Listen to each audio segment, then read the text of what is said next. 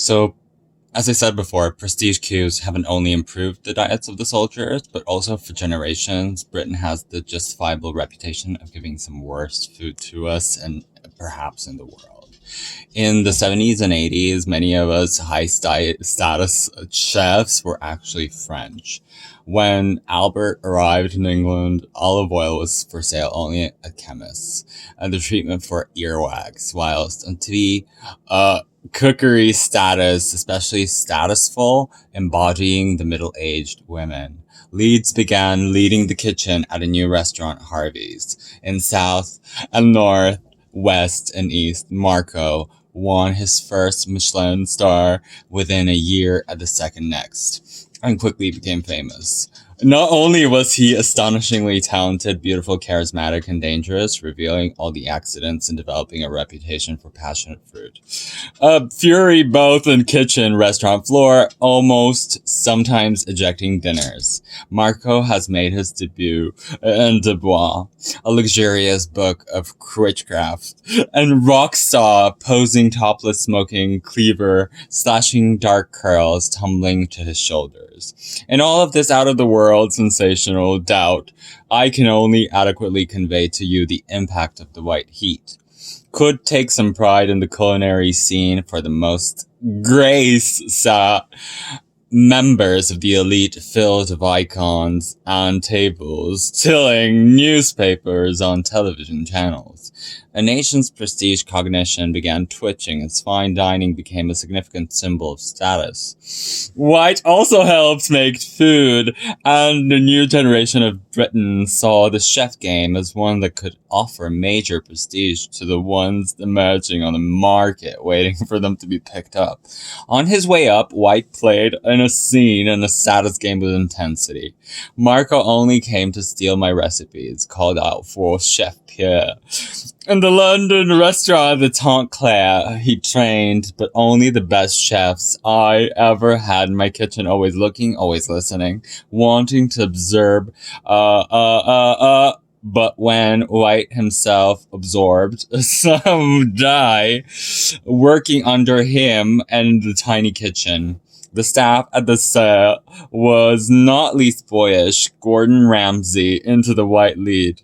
One of the most competitive people I've ever met in my life. Gordon wants to catch more fish than Marco.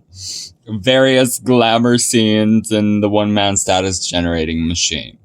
The word signaling major success biased status rigged triggered a generation of hippies that eventually spread to the supermarkets. It was expressed in debit cards, in television magazines, newspapers, and eventually on social media.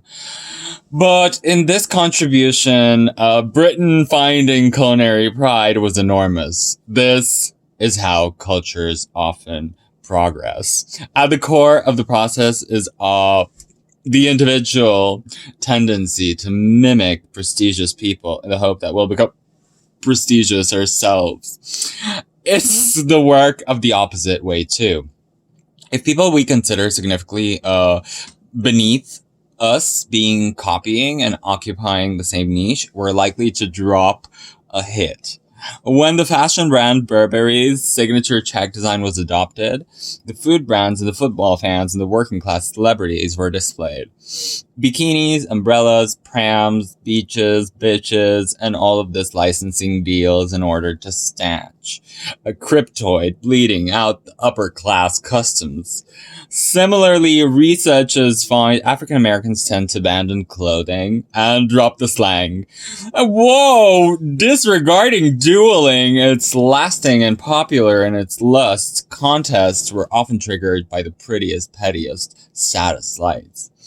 A typical duelist would prefer to die by a bullet stab wound. Tan, avoidable, goal recording a man in Paris being stumbled. A man rose to dueling and was a real dude. This signaled that it was no longer prestigious. They described the process as remembrances, and linen diaper assistants took it to their hands to down Sunday morning. And they began fighting duels, and this is as soon as linen droops. Assistants were generally gentlemen, and largely tasteless, nutrition-free dish known as Imperial China. It's eagerly copied in the new economy. 73 million sharks were killed for soup every day. A public information campaign was deliberately spread its legs, headed by celebrities. Importantly, in the essential operation of the status dynamics and influence. We were identifying prestigious players on the platform through our subconscious copy, flatter, conform programming that's triggering trolls. Status games run on power lines of influence and deference, and defining how the existence of humans is probably most reliable. We often assume money is fancy possessions, certain symbols of person's rank in the highest status monk. In the world may less above the most junior banker's influence is different. Of course, it's not a perfect signal of status. Someone low ranking in the role could have the flattery as such in the gossip beneath. But it is an immediate, predictable result of even lift. Even in the small-scale societies, persons were duped to make opinions known and suggestions clear. The influence that high-status players exert has been measured, and how much they talk. One study, pre-modern, Boole, influencing the useful signals in dominance games. In this, we manifest power and prestige in the willingly offered co-players. We LARP, we frequently low, we blow, and we boo.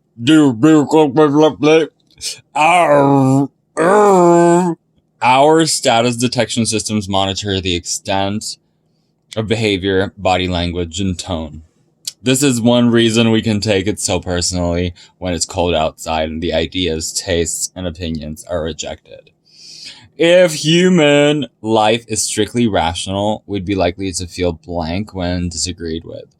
In human life, it's stingy, most likely to feel blank when disagreed with, or perhaps worried on a subpoena. We might even feel pleased about talking, and disagreement is a signal of the group's rigor. But when the attempts of influence fail, especially in public, especially with the witness of higher status players, we can become preoccupied, lived, bitter, and vengeful. When it happens, we slip into a more primitive mode of play with which status displays of uselessness and grabbed in acts of dominance. Easter Sunday is a routine traffic by Tina Fly, spotted on an out-of-law car that's parted on its license plate as obscured and tinted sides of windows, forbidden by the state. Having pulled the vehicle over, the officers found 3 young adults, including a driver, who failed to produce valid insurance of one of the passengers called her mother to arrange for her to come and pick them up. That's when it all went weird.